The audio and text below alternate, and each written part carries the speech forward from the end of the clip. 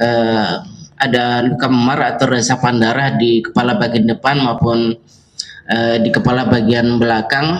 Kalau berdasarkan teori, terungkap hasil autopsi kematian Brigadir Nur Hadi, ada memar dan patah tulang lidah, korban diduga dicekik. Inilah hasil autopsi jenazah anggota Polda NTB Brigadir Muhammad Nur Hadi yang ditemukan meninggal dunia di salah satu villa di Gili Trawangan, Lombok Utara, Nusa Tenggara Barat.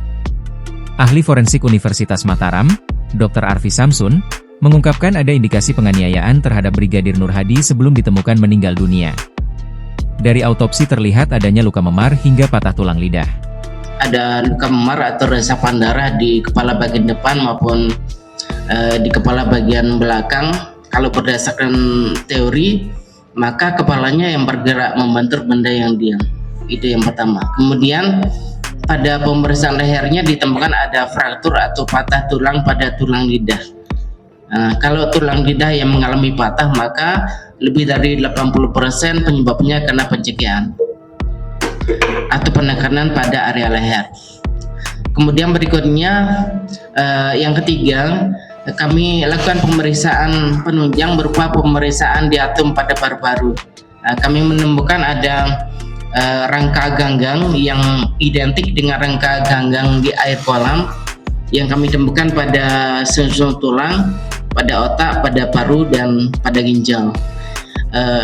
Bapak Ibu, kami simpulkan bahwa Bapak N masih hidup ketika masuk ke dalam air. Kami menemukan luka memar atau resapan darah di kepala bagian depan maupun kepala bagian belakang. Kalau berdasarkan teori kepalanya yang bergerak membentur benda yang diam, kata Arfi, Jumat, 4 Juli 2025, dilansir Tribun Lombok. Adapun patah tulang lidah artinya ada indikasi sebesar 80% korban dicekik.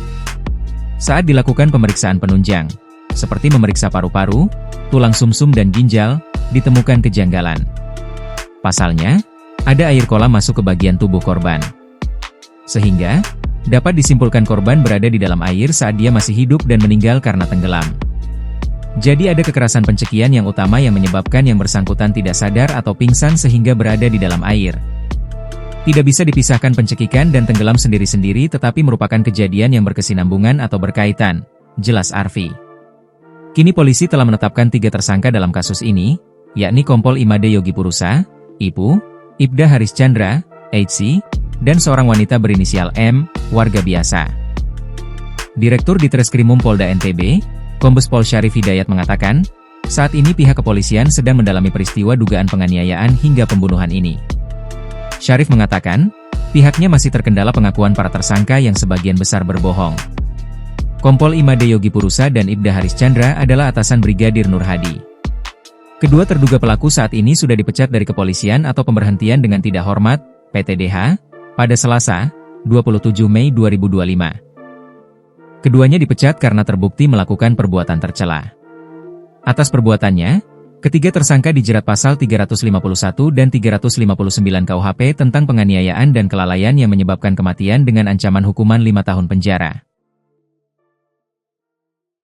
Download Tribun X sekarang, menghadirkan lokal menjadi Indonesia.